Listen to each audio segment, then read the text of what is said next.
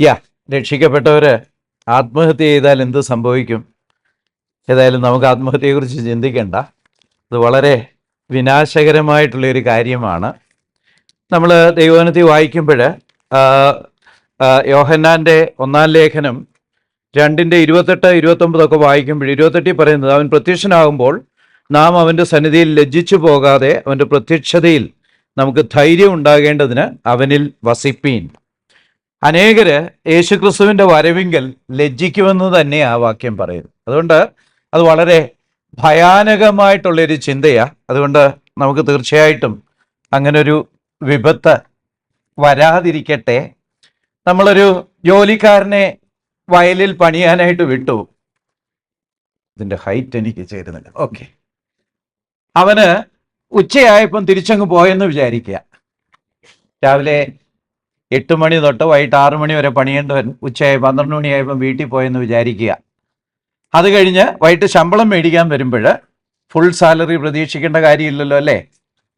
അതുപോലെ 80 വർഷം ജീവിക്കാനായിട്ട് വിട്ടവൻ 20 വയസ്സിൽ ആത്മഹത്യ ചെയ്താൽ അവിടെ ചെന്ന് കണക്ക് ചോദിക്കുമ്പോൾ അയ്യോ എന്തോ ഒരു കഷ്ടമല്ലേ?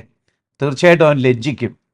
അതൊരു വല്ലാത്ത ചിന്തയായിരിക്കും. കർത്താവേ, നീ എന്നെ 80 വർഷത്തേക്ക് വിട്ടിട്ട് ഞാൻ 20 വർഷമേ പണി ചെയ്തുള്ളല്ലോ, ഞാൻ എത്ര അവിശ്വസ്തനാ.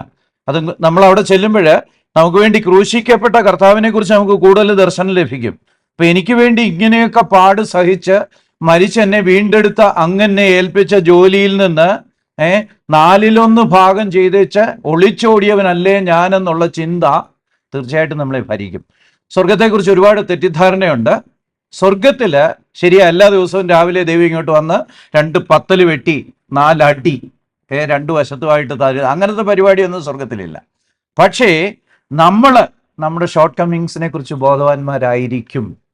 അപ്പം അതുകൊണ്ട് ആത്മഹത്യ പോകട്ടെ, ഏത് പാപം ചെയ്യുന്നവരും ഓർത്തിരിക്കേണ്ട ഒരു കാര്യമാണ് ഇത്. സ്വർഗത്തിൽ ചെല്ലുമ്പോൾ നമ്മൾ റിമൈൻഡ് ചെയ്യപ്പെടും. അതുകൊണ്ട് ഒട്ടും സുഖകരമായ ഒരു ചിന്തയല്ല ആത്മഹത്യ ചെയ്തിട്ട് കഷ്ടിച്ച് എങ്ങനെയെങ്കിലും സ്വർഗത്തിലെത്തി അവിടെ നിത്യത കഴിക്കുക എന്ന് പറയുന്നത്. അപ്പം ഞാനതൊന്നുകൂടെ ഓർപ്പിച്ചെന്നേ ഉള്ളൂ. ഓക്കെ, നമ്മൾ രാവിലെ ക്വസ്റ്റ്യൻസ് സിസ്റ്റമാറ്റിക്കായിട്ട് എങ്ങനെ ആൻസർ ചെയ്യും എന്നുള്ളതിനെ കുറിച്ച് കണ്ടുകൊണ്ടിരിക്കുകയായിരുന്നു. ഇത് മറ്റൊരു ചോദ്യമാണ്. അടുത്തിടെ നിരവധി പ്രകൃതി ദുരന്തങ്ങൾ നാം നേരിട്ടിട്ടുണ്ട്. വയനാട് ദുരന്തത്തിൽ നിരവധി പേർ മരിച്ചു. ദൈവമില്ല എന്ന് ചിലരും ദൈവം ക്രൂരനായിരിക്കുമെന്ന് ചിലരും പറയുന്നു. വയനാട്ടിലെ ഈ ദുരന്തത്തെ പറ്റി വിശ്വാസികൾക്ക് മറ്റവിശ്വാസികളോട് എങ്ങനെ പ്രതികരിക്കാനാകും? വൈ ഈവിൾ, ഇത് സാധാരണ നിരീശ്വരവാദികളുടെ ഒരു സാധാരണ ചോദ്യമാണ്. ഇതവര് സാധാരണ ഉന്നയിക്കുന്ന ഇതവരെല്ലായ്പ്പോഴും ഈ പ്രകൃതി ദുരന്തത്തെക്കുറിച്ച് മാത്രമല്ല, കുഞ്ഞുങ്ങൾ മരിച്ച് ജനിക്കുന്നതിനെ കുറിച്ച് ചോദിക്കും, ക്യാൻസർ വരുന്നവരെ കുറിച്ച് ചോദിക്കും, അപകടത്തിൽ മരിക്കുന്നവരെ കുറിച്ച് ചോദിക്കും, റേപ്പ് വിക്ടിംസിനെ കുറിച്ച് ചോദിക്കും, ഇങ്ങനെ വിവിധ ആൾക്കാരെ കുറിച്ച് ചോദിക്കും. Y evil? അവരുടെ ലോജിക്കൽ ഭാഷയിൽ പറഞ്ഞാൽ അവർ പറയുന്ന ഇതാണ്. അവരുടെ ഒന്നാമത്തെ പ്രിമൈസ് എന്ന് പറഞ്ഞാൽ അവര് ഉറച്ചു വിശ്വസിക്കുന്ന സങ്കല്പം, അതാണ് പ്രിമൈസ്. മലയാളത്തിൽ ഒരു കൃത്യം വാക്കുണ്ട്. ഇത് ലോജിക്കിന്റെ ഭാഷയാണ്. അപ്പോൾ ഒരു ലോജിക്കലായിട്ട് നമ്മൾ ഡിഡക്റ്റ് ചെയ്യുമ്പം ആദ്യം പ്രിമൈസസ് കൊടുക്കും, ഉറച്ചു വിശ്വസിക്കുന്ന സങ്കല്പങ്ങൾ കൊടുത്തിട്ട് അതിൻ്റെ അടിസ്ഥാനത്തിലുള്ള കൺക്ലൂഷൻ, ഉറച്ചു വിശ്വസിക്കുന്ന സങ്കല്പങ്ങൾ ഗിവ്സ്, അല്ലെങ്കിൽ അതിന് നമ്മൾ ഈ കെമിസ്ട്രിയിലൊക്കെ ആരോ ഇട്ട് എഴുതും, അതുപോലെ ആരോ ഇട്ട് കൺക്ലൂഷൻ എഴുതും. അതാണ് ലോജിക്കൽ. ഇതാണ് അതിൻ്റെ ഒരു ഫോം. നോക്കുക, ഒന്നാമത്തെ പ്രിമൈസ് സത്യപ്രസ്താവന, ദൈവം സർവശക്തനാണ്. രണ്ടാമത്തെ പ്രിമൈസ് അല്ലെങ്കിൽ സത്യപ്രസ്താവന, വയനാട് പോലുള്ള ഭയാനകമായ ദുരന്തങ്ങൾ സംഭവിക്കുന്നു. അതുകൊണ്ട് അതിൻ്റെ നിഗമനം, അതിനാൽ നിങ്ങളുടെ ദൈവം ക്രൂരനോ സ്നേഹമില്ലാത്തവനോ ആയിരിക്കണം. പിടികിട്ടിയോ? ജനിക്കാത്ത കുഞ്ഞു മരിക്കുന്നു, കുഞ്ഞു പാപം ചെയ്തിട്ടില്ല, ആ കുഞ്ഞിനെ ഒരിക്കലും കാരണക്കാരനോ കാരണക്കാരിയോ ആയിട്ട് പറയാൻ പറ്റില്ല. നിങ്ങളുടെ ദൈവത്തിന് ശക്തിയുണ്ട് ഈ കുഞ്ഞിനെ രക്ഷിക്കാൻ, അല്ലെ വയനാട് ദുരന്തം വരാതിരുത്തുവാൻ ദൈവത്തിന് ശക്തി ഉണ്ടായിരുന്നു. എന്നിട്ടും എന്തേ ദുരന്തം? അങ്ങനെയാണെങ്കിൽ നിങ്ങളുടെ ദൈവം ഒരു ക്രൂരനാണ്. ഇത് കണ്ട് ആസ്വദിക്കുക.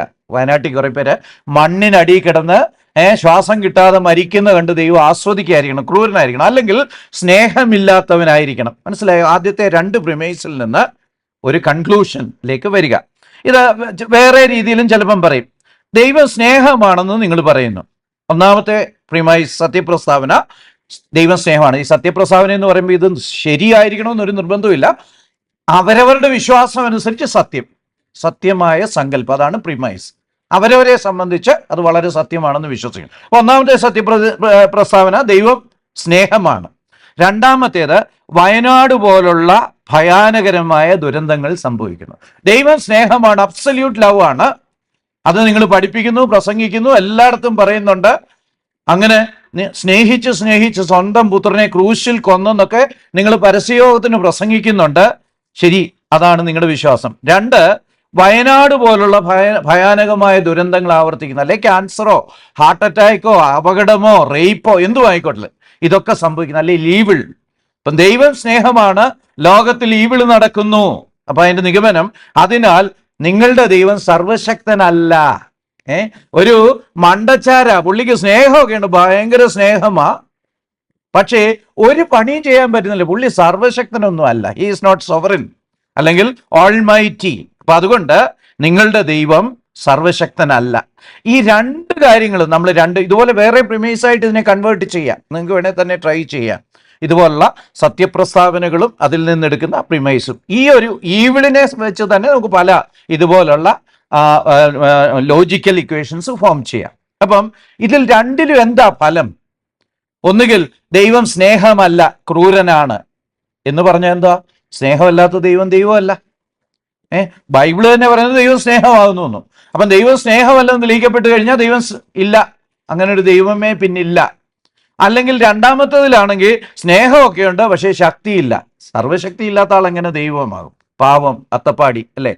അപ്പൊ അതുകൊണ്ട് ഇത് രണ്ടിൻ്റെയും ശ്രമം. അപ്പൊ ഈ പ്രിമൈസ് കൊണ്ടും ലോജിക്ക് കൊണ്ടും നിങ്ങളുടെ അടുത്ത് വരുന്ന ആളിന്റെ ലക്ഷ്യം എന്നാന്ന് ചോദിച്ചാൽ, നിങ്ങളുടെ ദൈവവിശ്വാസം നശിപ്പിക്കണം.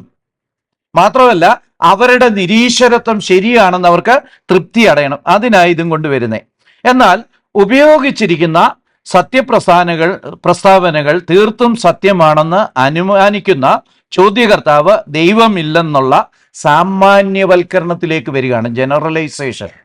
പുള്ളിയുടെ പ്രിമൈസ് രണ്ടും ശരിയാ, കൺക്ലൂഷനും ശരിയാ. അതുകൊണ്ട് ദൈവമില്ലെന്നൊരു പെട്ടെന്ന്, അതായത് ഈ പ്രപഞ്ചത്തെ മുഴുവൻ ഉണ്ടാക്കിയ സർവശക്തനായ ദൈവമില്ലെന്ന് ഈ മനുഷ്യന് തീരുമാനിക്കാൻ 1 മിനിറ്റ് മതി, അല്ലേ? 2 സത്യപ്രസ്താവന പറയുക, ഒരു കൺക്ലൂഷൻ പറയുക, നോ ഗോഡ്, തീർന്നു. എവിടെയാ നിൽക്കുന്നത്? ദൈവം ഉണ്ടാക്കിയ പ്രപഞ്ചത്തിലാണ് നിൽക്കുന്നത്, അല്ലേ? നമ്മുടെ നിരീശ്വരവാദികളൊക്കെ താടിയും വളർത്തി സഞ്ചിയും തൂക്കിയല്ലേ തെരുക്കോണി എന്ന് പ്രസംഗിക്കുക, ദൈവം ഇല്ലെന്ന്. എവിടെ നിന്നാ? ദൈവം ഉണ്ടാക്കിയ ഭൂമിയിൽ നിന്നല്ലേ? അത് തന്നെ എവിടെയും സംഭവിക്കുന്നത്. ഇതൊരു ഹേസ്റ്റി ജനറലൈസേഷനാണ്. പെട്ടെന്നൊരു തീരുമാനത്തിലേക്ക് അങ്ങ് വരിക, ദൈവമില്ല. എന്ത് എളുപ്പമാണ്! ഇവന് പ്രപഞ്ചത്തിൽ സകലയിടത്തും പോയി നോക്കി ഒരു ദൈവം ഉണ്ടോ എന്നൊക്കെ നോക്കിയിട്ട് ഇല്ലെന്ന് കണ്ടുപിടിച്ച് അങ്ങനെ ഒരു ദൈവം ഇല്ലെന്ന് പറയുന്ന മട്ടിലായി പുള്ളിയുടെ പറച്ചില്. ഇതൊരു ഹേസ്റ്റി ജനറലൈസേഷനാണ്. ദൈവത്തെക്കുറിച്ച് ഉണ്ടെന്നോ ഇല്ലെന്നോ ഒക്കെ തീരുമാനിക്കണേ, ഇത്രയൊന്നും പോരാ. 2 പ്രിമൈസും ഒരു കൺക്ലൂഷനും ഒന്നും പോരാ. ഇതൊരു ഹേസ്റ്റി ജനറലൈസേഷൻ. എന്താ ഈ ഹേസ്റ്റി ജനറലൈസേഷൻ എന്ന് പറഞ്ഞാൽ? അതൊരു ഫാലസിയാണ്. എന്താ ഫാലസി എന്ന് പറഞ്ഞാൽ അറിയാമോ? അപസിദ്ധാന്തമാണ്. അപസിദ്ധാന്തം എന്ന് പറഞ്ഞാൽ ഏതെങ്കിലും ഒരു കാര്യം ശരിയാണെന്നുള്ള മട്ടി പ്രസന്റ് ചെയ്യുക, എന്നിട്ട് അത് വാസ്തവത്തിൽ അത് മണ്ടത്തരമായിരിക്കും. ഞാൻ അതിന് ഇവിടെ ഒരു ഉദാഹരണം കൊടുത്തിട്ടുണ്ട്. തിടുക്കത്തിലുള്ള സാമാന്യവൽക്കരണം ഒരു അപസിദ്ധാന്തമാണ്, അതൊരു ഫാലസിയാണ്, മൗഢ്യമാണ്. ഫാലസി എന്ന് പറഞ്ഞാൽ എന്നാ? അത് ഒരാൾ വീരവാദം പറയുക. ഇയാളുടെ സ്റ്റേറ്റ്മെന്റ് കേട്ടെ, എന്നെ അവൻ അടിച്ചു, അവൻ എന്നെ അടിച്ചു, ഞാൻ ഭയങ്കര മിടുക്കനാണ്. ഇപ്പം കേൾക്കുന്നവർക്ക് എന്നാ തോന്നുന്നേ? ഈ പുള്ളി ആരാണ്ട് അടിച്ചു, ഈ പുള്ളി ശരിക്കും മറ്റേയാളിന് പൊതിരെ കൊടുത്തെന്നാ തോന്നുന്നല്ലേ? പക്ഷെ ഈ പുള്ളി പറഞ്ഞു എന്നാ? എന്നെ അവൻ അടിച്ചു, അവൻ എന്നെ അടിച്ചു, ഞാൻ ഇഷ്ടം പോലെ മേടിച്ചിട്ടുണ്ട്, അടി മേടിച്ച് വന്നേക്കുക എന്നാ പുള്ളി പറയുന്നു. പക്ഷെ കേൾക്കുന്നവർക്ക് തോന്നുന്നത് നേരെ എതിരാ. അങ്ങനെ നേരെ എതിരായിട്ടുള്ള ഒരു നല്ല ആശയം തോന്നിക്കത്തക്ക വിധത്തിലുള്ള ഒരു മണ്ടത്തരത്തെയാണ് ഫാലസി അല്ലെങ്കിൽ അപസിദ്ധാന്തം അല്ലെങ്കിൽ മൗഢ്യം എന്ന് പറയുന്നത്. പിടികിട്ടിയോ? ഫാലസി എന്ന് പറഞ്ഞാൽ കേട്ടാൽ യുക്തിസഹമാണ്. പണ്ട് യൂറി ഗഗാറിന് സ്പേസിലേക്ക് പോയിട്ട് ലോകത്ത് വന്ന് ആലോചനയോടൊക്കെ പറഞ്ഞു, ഞാൻ സ്പേസിൽ പോയി അവിടെയെങ്കിലും ദൈവത്തെ കണ്ടില്ല, അതുകൊണ്ട് ദൈവമില്ല. യൂറി ഗഗാറിൻ ആരായിരുന്നു? ഒരു റഷ്യൻ ഗഗനചാരിയായിരുന്നു, ആദ്യം സ്പേസിലേക്ക് പോയ ആളാണ്. അപ്പം പുള്ളി സ്പേസിലേക്ക് പോയിട്ട് വളരെ എക്സൈറ്റ്മെന്റിൽ വന്ന് പറഞ്ഞു, ഞാൻ സ്പേസിലേക്ക് പോയി അവിടെയെങ്കിലും ദൈവത്തെ കണ്ടില്ല, അതുകൊണ്ട് ദൈവമില്ല. ഹേസ്റ്റി ജനറലൈസേഷനാണ്. ഇത് വാലിഡ് ആണോ? ഇവൻ പോയ സ്പേസിന്റെ ഏരിയ കണക്കാക്കിയാൽ ആകെ സ്പേസിന്റെ എത്ര സ്ഥലത്ത് പോയി കാണും യൂറി ഗഗാറിൻ? 0.000 1000 പൂജ്യം ഇട്ടേച്ച് ഒന്നിടുന്നതിന്റെ പോലും പോയിട്ടില്ല പുള്ളി. മനസ്സിലായോ? നമ്മുടെ എന്തെങ്കിലും ഒരു സാധനം കളഞ്ഞു പോയാൽ അമ്മയും അപ്പനും പറയും പടാ പോയി അന്വേഷിക്കടാന്ന് പറയും. നമ്മൾ എവിടെയെങ്കിലും അവിടെയെങ്കിലും ഒക്കെ പോയിട്ട് അമ്മ ഇവിടെങ്ങും ഇല്ല എന്ന് പറയും. പക്ഷേ വാസ്തവത്തിൽ നമ്മൾ നോക്കിയത് ചിലപ്പം 1% സ്ഥലത്തായിരിക്കും. ഇതുപോലാണ് ഹേസ്റ്റി ജനറലൈസേഷൻ. അപ്പം ഈ ഹേസ്റ്റി ജനറലൈസേഷൻ്റെ ഒരു അപസിദ്ധാന്തമാണ് ഈ നിരീശ്വരന്മാർ പറയുന്ന അനേക കാര്യങ്ങൾ ഹേസ്റ്റി ജനറലൈസേഷൻ. അപ്പം അത് കേൾക്കുമ്പം ക്ലിക്ക് ചെയ്യണം. അന്നേരം തന്നെ ചോദിക്കണം, ആഹാ ഇത്രയും വലിയൊരു വിഷയത്തെക്കുറിച്ച് സഖാവ് അല്ലെ സാറ് 1.5 സെക്കൻഡ് കൊണ്ട് ഒരു ഡിസിഷൻ എടുത്തോ? That is A fallacy. Okay, ഈ നമുക്ക് ഈ സത്യപ്രസ്ഥാനങ്ങൾ ശരിക്കും ഉറപ്പാക്കാനായിട്ട് ചോദ്യകർത്താവ് ദൈവത്തിൻ്റെ സ്വഭാവം പൂർണ്ണമായിട്ടും പരിശോധിക്കേണ്ടതായിരുന്നു. ദൈവത്തിൻ്റെ സ്വഭാവം പൂർണ്ണമായിട്ടും അറിയുന്ന ഒരാൾ തന്നെ ആയിരിക്കണം ഇങ്ങനെയുള്ള പ്രസ്താവന നടത്തുന്നത്. ദൈവത്തിൻ്റെ അസ്തിത്വത്തെ നിഷേധിച്ചുകൊണ്ട് അതേസമയം താൻ ദൈവമാണെന്ന് ഭാവിച്ചുകൊണ്ട് അവൻ പരസ്പര വിരുദ്ധമായി വാദിക്കുന്നു. മനസ്സിലായോ എന്നാ പറഞ്ഞെന്ന്? പുള്ളി ദൈവത്തിൻ്റെ അസ്തിത്വത്തെ നിഷേധിക്കും. പുള്ളി ഒരു കാര്യം ചെയ്യുന്നുണ്ട്. എന്തുവാ? യൂറി ഗഗാറിൻ്റെ ഒരു സങ്കല്പം ഉണ്ടായിരുന്നു. എന്തായിരുന്നു? ഞാൻ സ്പേസിൽ പോയി അവിടെയെങ്ങും ദൈവത്തെ കണ്ടില്ല എന്ന് പറഞ്ഞാൽ ഞാൻ സ്പേസ് മുഴുവൻ നോക്കി, എനിക്ക് സകലതും അറിയാം. ഒരാള് ദൈവ നിഷേധം നടത്തണമെങ്കിൽ ഈ പ്രപഞ്ചത്തിലും പ്രപഞ്ചത്തിന് വെളിയിലും സകല സ്ഥലങ്ങളിലും തപ്പി നോക്കണ്ടേ? അല്ലേ? സകല സ്ഥലങ്ങളിലും തപ്പി നോക്കിയിട്ട് വേണം ദൈവമില്ലെന്ന് പറയാൻ. അപ്പൊ ഈ പുള്ളി ദൈവമില്ലെന്ന് പറയുമ്പോൾ അതിന്റെ അർത്ഥം എന്നാ? എനിക്ക് സകലവും അറിയാം. സകലവും അറിയാവുന്ന ആളാരാ? സകലവും അറിയാവുന്ന ആരാൾ? ഒറ്റ വാക്ക് സകലവും അറിയുന്നതിന് സർവജ്ഞാനം, ഒംനീഷ്യൻസ്. ദൈവമില്ലെന്ന് ഒരുത്തൻ അവർ ചെയ്യുമ്പം അവൻ വാസ്തവത്തിൽ ചെയ്യുന്നത് എനിക്ക് സകല ജ്ഞാനങ്ങളുമുണ്ട്, എങ്ങും ഒരു ദൈവമില്ല, പ്രപഞ്ചത്തിലില്ല, സ്പേസിലില്ല, പ്രപഞ്ചത്തിന് വെളിയിലില്ല, നോൺ സ്പേസിലില്ല. ഈ നോൺ സ്പേസ് എന്താണെന്ന് എനിക്ക് ഇതുവരെയും മനസ്സിലായിട്ടില്ല കേട്ടോ. സ്പേസിന് വെളിയിലുള്ള എവിടെയെങ്കിലും ഉണ്ടെങ്കിൽ എങ്ങും ഇല്ലെന്നാ പറഞ്ഞെന്ന് പറഞ്ഞാൽ എന്നാന്ന് മനസ്സിലായോ? ഒരു ദൈവമില്ല എന്ന് അവർ ചെയ്യുന്നവൻ അവൻ തന്നെ ദൈവമാണെന്ന് പറയുകയാ. മനസ്സിലായോ? ഞാൻ ഈ പ്രപഞ്ചത്തിൽ മുഴുവനുള്ള കാര്യങ്ങൾ എനിക്കറിയാം, പ്രപഞ്ചത്തിന് വെളിയിലുള്ള കാര്യങ്ങളെല്ലാം എനിക്കറിയാം, എങ്ങും ഒരു ദൈവം ഇല്ലെന്ന് പറയുന്നില്ല. ഈ പറയുന്നവൻ ആരായിരിക്കണം? സർവജ്ഞാനിയായിരിക്കണം, അല്ലേ? അപ്പൊ അതിനകത്ത് വല്ല കുഴപ്പമുണ്ടോ? ദൈവമില്ലെന്ന് സർവജ്ഞാനിയായ ഞാൻ പറയുന്നെന്ന് പറഞ്ഞ എന്നാ? ഞാൻ ദൈവമാണ്, അല്ലേ? അപ്പൊ നമുക്ക് വേണേൽ ചോദിക്കരുത്, എടാ കൂയെ നീയെങ്കിലും ഒരു ദൈവമല്ലേ? അല്ലേ? നിനക്ക് സകലവും അറിയാം, ഈ ലോകത്തിലെങ്ങും ഇങ്ങനെ ഒരു ദൈവം ഇല്ലെന്നറിയാം, അപ്പൊ നീയെങ്കിലും ഒരു ദൈവമല്ലേ? അവൻ ചെയ്യുന്ന തെറ്റെന്നാ? What is the mistake? Logic class. Contradiction. He is violating law of non contradiction. ദൈവമില്ല എന്ന് പറയുന്ന, അല്ലെങ്കിൽ ഒരു സർവജ്ഞാനി ഇല്ലെന്ന് പറയുന്നവന് സ്വയം ഭാവിക്കുന്നത് എന്താ? ഞാൻ സർവജ്ഞാനിയാണെന്നാ. അവന് സ്വയം കോൺട്രഡിക്റ്റ് ചെയ്യുക. അവൻ ബൈബിളിൽ വെളിപ്പെടുത്തിയ ദൈവത്തിന്റെ സ്വഭാവങ്ങളെങ്കിലും പരിശോധിച്ചിരുന്നെങ്കിൽ അവൻ ആ നിഗമനത്തിൽ എത്തുമായിരുന്നില്ല. അവൻ പരിശോധിക്കാതിരുന്നത് ജ്ഞാനശാസ്ത്രപരമായ ഒരു അബദ്ധമായിരുന്നു. ജ്ഞാനശാസ്ത്രം ഓർക്കുന്നു? നമ്മൾ നേരത്തെ നോക്കിയത് ലോ ഓഫ് നോൺ കോൺട്രഡിക്ഷൻ വെച്ച് ദൈവമില്ലെന്ന് പറയുന്നവൻ മണ്ടത്തരമാണ് പറയുന്നത്. ഇപ്പൊ ജ്ഞാനശാസ്ത്രത്തിലേക്ക് വരിക. ജ്ഞാനശാസ്ത്രത്തിൽ 5 സോഴ്സുകൾ പഠിച്ചു ഓർക്കുന്നു. ആദ്യത്തേത് റെവലേഷൻ, ഇൻഡ്യൂഷൻ, ഇങ്ങനെ പോയി ഗുരുവിന്റെ കാര്യമൊക്കെ പഠിച്ച 5 സോഴ്സ്. അതിലെ ആദ്യത്തെ സോഴ്സ് എന്നാ? റെവലേഷൻ. ഈ റിവീൽഡ് നോളജ് നോക്കിയാൽ ഇവന് ദൈവം ഉണ്ടെന്ന് മനസ്സിലാകുമായിരുന്നു. എപ്പിസ്റ്റമോളജിക്കലിയും ഇവനൊരു മണ്ടത്തരം. എപ്പിസ്റ്റമോളജി എന്ന് പറഞ്ഞാൽ എന്നാ? ജ്ഞാനശാസ്ത്രം.